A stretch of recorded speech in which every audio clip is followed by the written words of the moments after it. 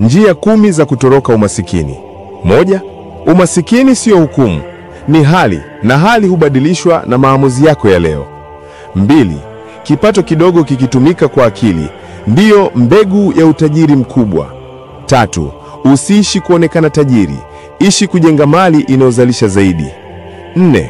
Elimu ya fedha, hii ndiyo silaha ya kwanza ya kupigana na umasikini. 5.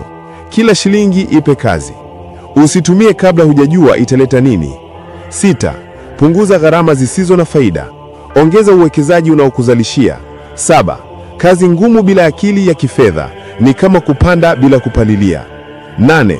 Acha kuishi kwa kuwafurahisha wengine, ishi kwa kujenga kesho yako. 9. Chagua marafiki wa maendeleo, wanaona mbali kuliko macho yako.